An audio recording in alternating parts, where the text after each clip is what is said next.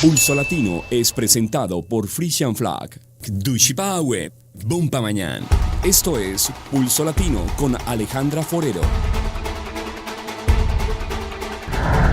Bienvenidos a una emisión más de Pulso Latino. Agradecemos por su sintonía. Ayer en la Plaza Juan Pablo Duarte se conmemoraron los 170 años de la independencia de la República Dominicana. Los actos protocolares rendidos honores al trabucazo que dejó libre a esta comunidad de la opresión. En esta oportunidad, el primer ministro Mike Eyman estuvo presente y emitió un discurso en el que resaltó el gran aporte que los dominicanos le han dado en varios aspectos al crecimiento de Aruba. En nombre del gobierno y el pueblo de Aruba, el primer ministro Mike Eyman compartió y felicitó ayer a la colonia dominicana residenciada en nuestro país en el marco de los 170 años del aniversario de su independencia. Por tal motivo asistió y formó parte de la ceremonia protocolar que se llevó a cabo en la Plaza Juan Pablo Duarte en Oranjestad, en presencia de su excelencia el gobernador Fredis Refuñol y la cónsul general de la República Dominicana en Aruba, señora Jocelyn Rosario de Rosa. Al evento también asistieron ministros, colegas del gabinete, como también la presidenta del Parlamento, señora Marisol López Trump, y demás miembros del Parlamento. En esta ocasión se conmemoró la lucha que un 27 de febrero de 1844 se libró por la independencia del pueblo dominicano de la ocupación haitiana en su territorio. Desde el inicio de nuestro país han aportado al desarrollo de Aruba, siempre de una manera satisfactoria. Parte de los dominicanos trabajaron en todas las facetas de progreso de Aruba.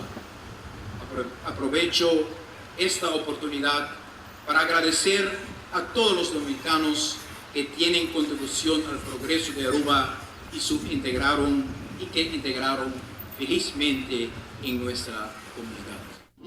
El primer ministro Mike Eyman emitió un grato discurso frente a todos los presentes a la plaza, en donde puso un acento especial sobre las cualidades humanas del pueblo dominicano y cómo esto ha sido de gran ayuda para el crecimiento de nuestra isla. Él ve a la colonia dominicana residenciada en Aruba con el mismo coraje, responsabilidad y perseverancia que el libertador Juan Pablo Duarte inició. Estos valores hacen de los ciudadanos dominicanos personas respetuosas en la comunidad de Aruba, indicó el ministro presidente. Asimismo mencionó que la comunidad dominicana es uno de los grupos más grandes y ejemplares que tiene Aruba. Desde el inicio de nuestro país, ellos aportaron al desarrollo de Aruba, siempre de una forma satisfactoria. Ellos han trabajado en todas las facetas del progreso. Después de sus palabras, el ministro presidente Mike Eyman presentó una ofrenda floral al busto de Juan Pablo Duarte en nombre del gobierno y el pueblo de Aruba. El mandatario le agradeció a todos los dominicanos por aportar, pero también por integrarse a nuestra comunidad. Y hablando de la celebración que se llevó a cabo ayer de los 170 años de independencia de la República Dominicana, el presidente de este país, Danilo Medina, y miembros de su gabinete asistieron al tradicional desfile militar con motivo del Día de la Independencia Nacional en el malecón de la capital. Wellington Carpio nos tiene los detalles. Como regido por un reloj suizo, el mandatario llegó a las 5 en punto a la tarima principal junto a su esposa Cándida Montilla de Medina. 10 minutos antes lo había hecho la vicepresidenta Margarita Cedeño de Fernández y los jefes de las instituciones castrenses. El desfile se inició luego de que varios cadetes colocaron en un pedestal el trabuco que utilizó el patricio Matías Ramón Mella para dar el grito de libertad. De inmediato se sucedieron los diferentes cuerpos encabezados por el Ejército, la Guardia Presidencial, la Armada, la Fuerza Aérea y la Policía. Asimismo, las unidades de seguridad fronteriza, portuaria, turística, escolar, del metro y los cazadores de Constanza, entre otras.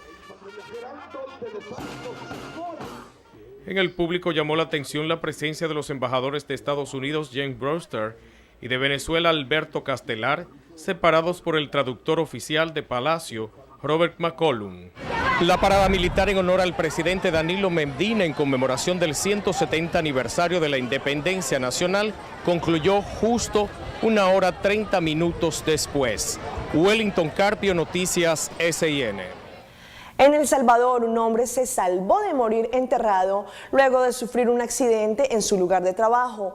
La intervención de los cuerpos de socorro fue fundamental para evitar una tragedia. Veamos las imágenes.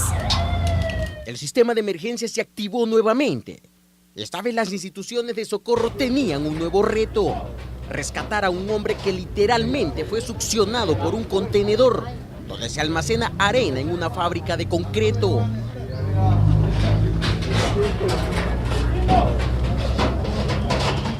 La tarea no era fácil. Un movimiento en falso podía ocasionar la muerte de Pablo Ortiz, un hombre de 50 años. El trabajo en conjunto fue necesario. Mucho ahí, hombre.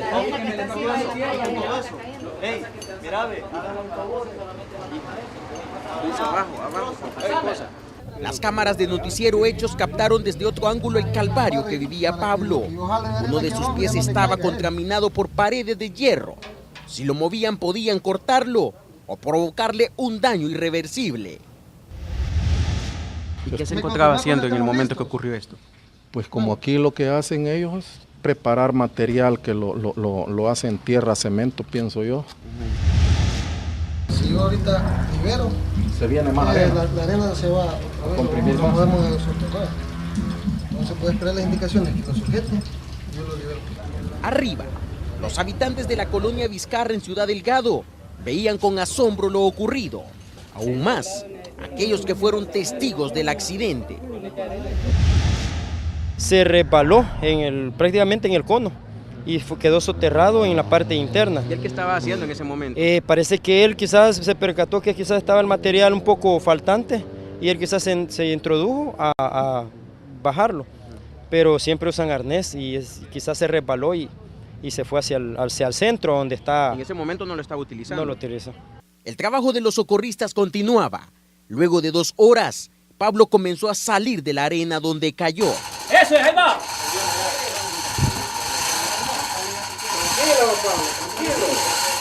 El hombre, completamente deshidratado, no pudo hablar y fue atendido de inmediato. Síndrome compartimental, que se sospecha de eso ya que estuvo alrededor como de 3 horas con un 75% del cuerpo presionado.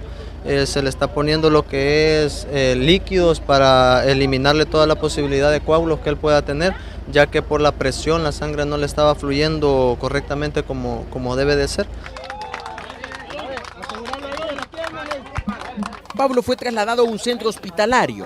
Su vida corrió peligro, pero podrá contar su experiencia.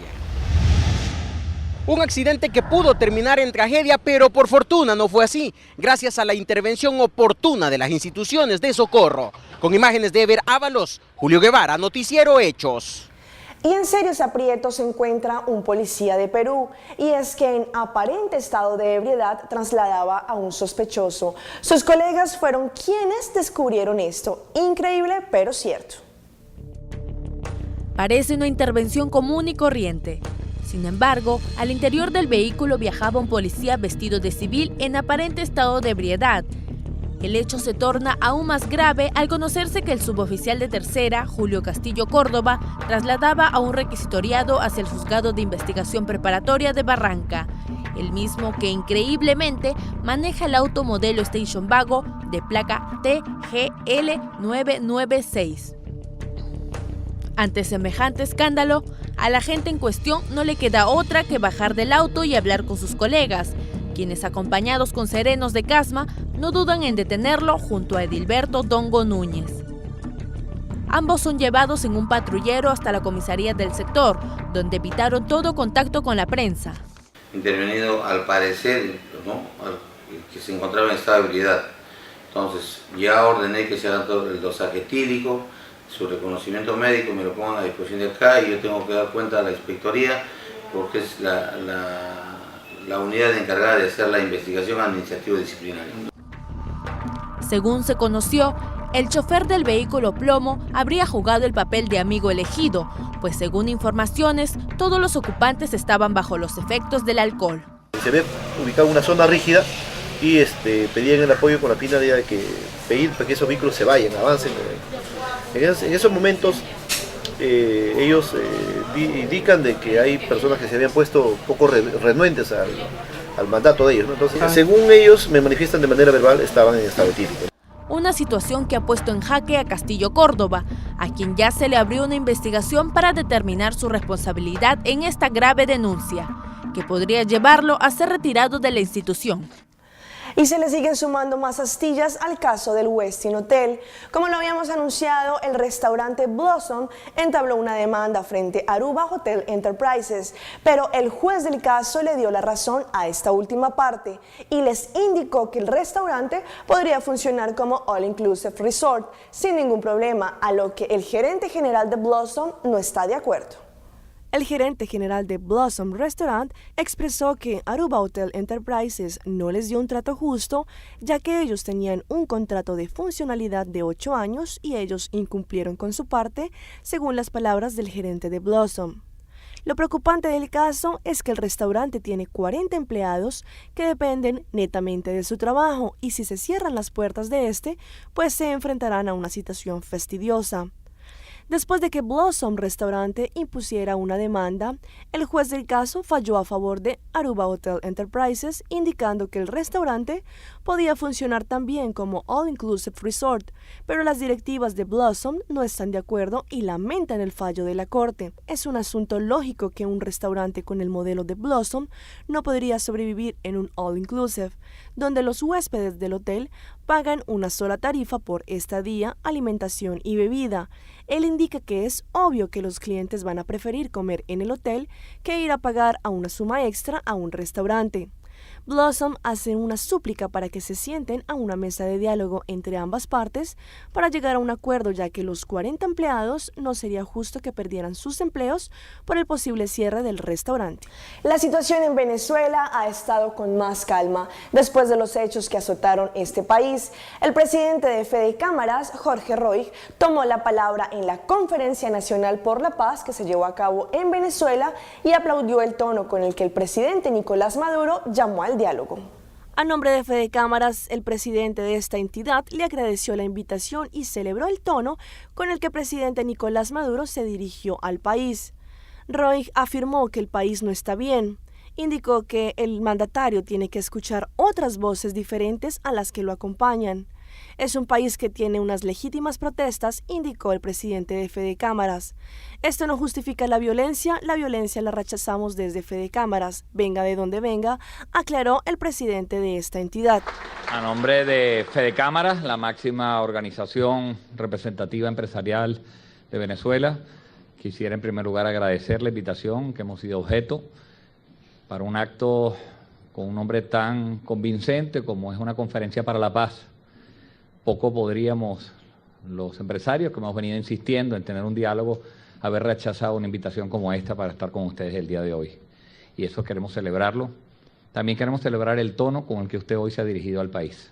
Ese es el tono que uno espera escuchar de un jefe de Estado. Y lo instamos a que siga con ese mismo tono. Nuestro país no está bien, presidente. No está bien. Usted tiene que escuchar otras voces diferentes a las que lo acompañan. Es un país que en este momento tiene unas legítimas protestas, que allá afuera están muchos muchachos en este momento peleando por legítimas protestas. Esto no justifica la violencia. La violencia la rechazamos en Fede Cámaras, venga de donde venga.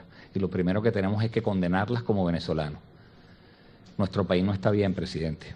Tiene unos indicadores económicos con una inflación de la más alta del planeta, con unas tasas de desabastecimiento enormes, donde no se consiguen los productos de primera necesidad, donde en estos momentos prácticamente conseguir trabajo es un imposible y donde nuestros trabajadores tienen que rogar por puestos de empleo gracias a una inamovilidad que los mantiene anclados simplemente por una ley y no por sus méritos personales.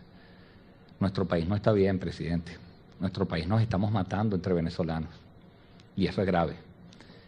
Usted tiene una responsabilidad como jefe de Estado, como el primer responsable de calmar los ánimos de este país. Vamos a un corte comercial, pero ya regresamos con más información aquí en Pulso Latino.